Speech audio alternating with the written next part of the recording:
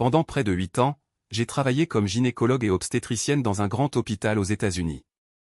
J'ai tout vu, des accouchements compliqués, des lacérations, des cris, de la peur et de la joie. Plus rien ne m'étonnait, jusqu'à ce jour. Une jeune femme arabe est arrivée accompagnée de son mari, en travail, visiblement en souffrance.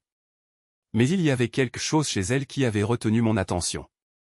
Il n'y avait aucun désespoir dans ses yeux, aucun cri ou agitation. Elle était calme, concentrée.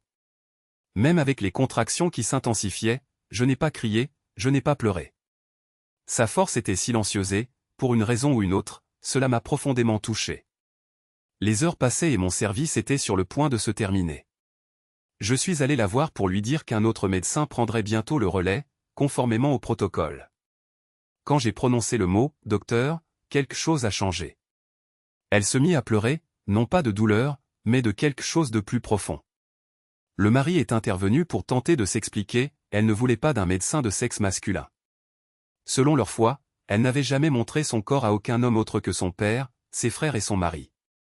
Je n'avais même jamais exposé mon visage à un étranger. J'étais paralysé. J'ai ri, à moitié incrédule, et j'ai dit, je ne pense pas qu'il reste un homme aux États-Unis qui n'ait pas vu mon visage. Mais elle n'arrêtait pas de pleurer, non pas de manière manipulatrice, mais avec une sincérité qui me traversait. Je ne sais pas ce qui m'a poussé à faire ça, mais j'ai décidé de rester. J'ai appelé chez moi et leur ai dit que je serais en retard.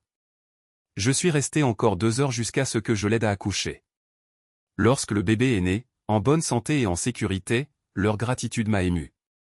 Le regard, les remerciements n'étaient pas que des mots polis. Ils étaient authentiques. Le lendemain, je n'arrivais pas à me sortir cette femme de la tête. Je suis allé la voir postpartum, juste pour voir comment elle allait. Nous avons parlé de rétablissement, du bébé et, dans une certaine mesure, de culture. J'ai mentionné combien de femmes aux États-Unis souffrent d'infections et de complications après l'accouchement parce qu'elles reprennent l'intimité trop tôt. Elle sourit et dit calmement, « Chez nous, le mari ne peut pas toucher sa femme pendant 40 jours après la naissance. C'est un temps de guérison. » J'étais sans voix. Comment une religion avait-elle prescrit quelque chose d'aussi scientifiquement correct il y a plus de 1400 ans? Pendant que nous parlions, un pédiatre est venu examiner le nouveau-né. Il a mentionné, presque en passant, que l'idéal était de laisser le bébé dormir sur le côté droit, car cela aidait au rythme cardiaque et à la respiration. Avant que je puisse réagir, le mari a dit, « Nous faisons cela. C'est la tradition de notre prophète Mahomet, que la paix soit sur lui. » C'était comme si quelque chose en moi s'était brisé. J'avais passé des années à poursuivre des études scientifiques, des examens, et voici une famille qui suivait les directives d'un homme qui a vécu il y a des siècles, mais qui correspondait parfaitement à ce que la médecine moderne venait seulement de confirmer. Cette nuit-là, je n'ai pas pu dormir. J'ai ouvert le cahier et cherché les centres islamiques à proximité. J'avais besoin de comprendre davantage.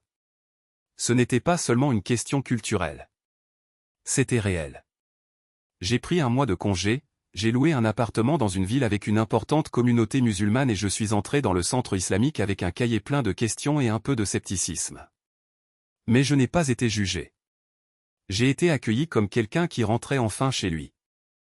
J'ai rencontré des musulmans de toutes origines, arabes, africains, latinos, convertis comme moi, médecins, étudiants, mères de famille.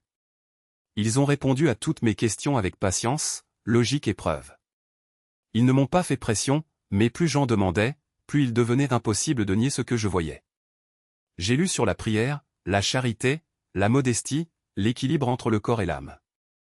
J'ai trouvé des passages du Coran qui décrivaient l'embryologie, le développement du fœtus, les étapes de la vie, avec des mots qui faisaient écho à ce que j'avais appris à l'école de médecine.